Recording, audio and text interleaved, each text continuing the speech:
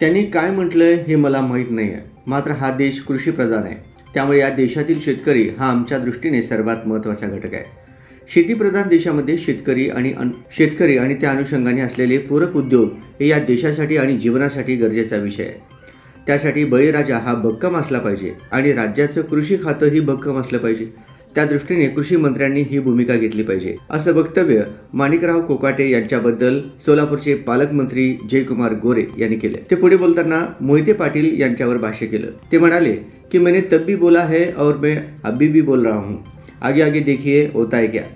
त्यामुळे आजचा कार्यक्रम हा पक्षाचा नव्हता, तो विद्यापीठाचा कार्यक्रम होता.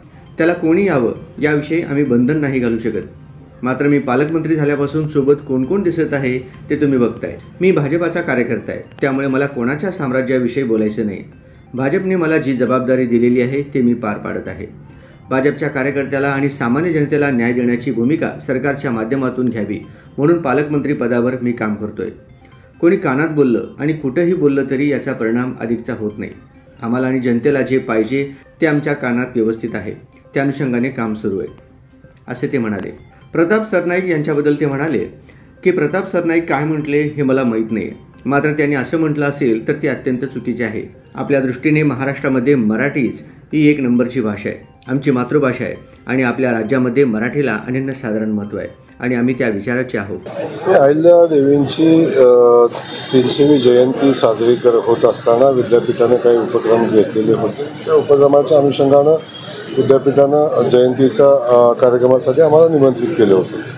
त्यामध्ये बरेचसेच विषय की विद्यापीठामध्ये राजमाता अहिल्यादेवींचं एक खूप मोठं स्मारक आपण करतो आहे आणि त्या स्मारकचं काम गेल्या अनेक दिवसापासून चालू आहे.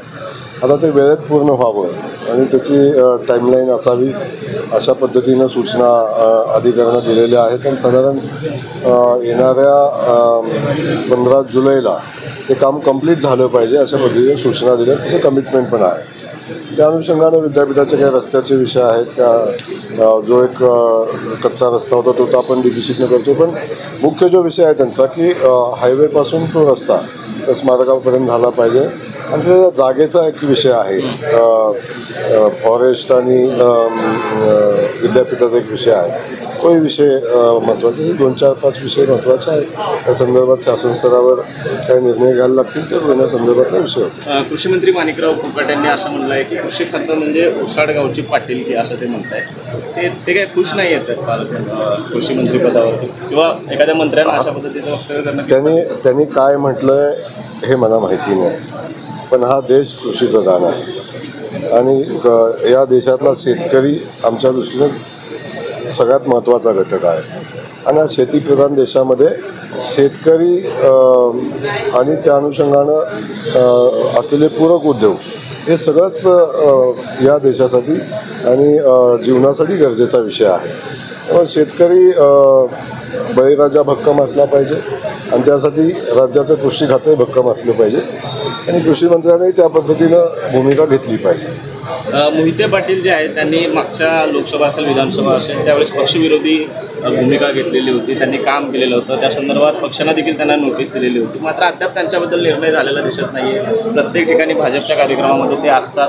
त्यांच्यावरती काही निर्णय होणार आहे का नाही? कारण तुम्ही जेव्हा पालकमंत्रीपदाची सूत्र हातात घेतली होती तेव्हा तुम्ही असं म्हणाला होता की आगे आगे देखिए होता है क्या. मात्र आत्ताचा जो कार्यक्रम झाला त्यावेळेस मैंने तब भी बोला है, मैं अभी भी बोल रहा हूँ, आगे आगे देखो होता है क्या.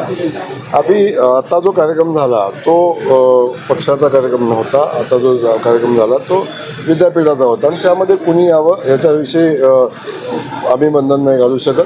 पण मला वाटतं आपण बघताय मी आल्यापासून कोण कोण दिसतंय सोबत. ते आता तुम्हाला जाताना सुद्धा तुम्हाला सांगून जात आहेत. कधी काळी एक वेगळंच साम्राज्य मोहिते पाटलांचं या ठिकाणी होतं. आता कुणाच्या साम्राज्याविषयी मला बोलायचं की मी भारतीय जनता पक्षाचा कार्यकर्ता आहे आणि भारतीय जनता पक्षानं जी जबाबदारी दिलेली आहे ती जबाबदारी आपण पार पाडतोय.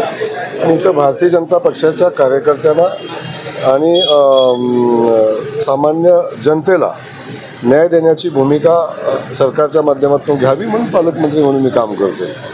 कोण कानात बोललं कोण कुठं बोललं याचा परिणाम काय अधिकचा होत नाही आहे.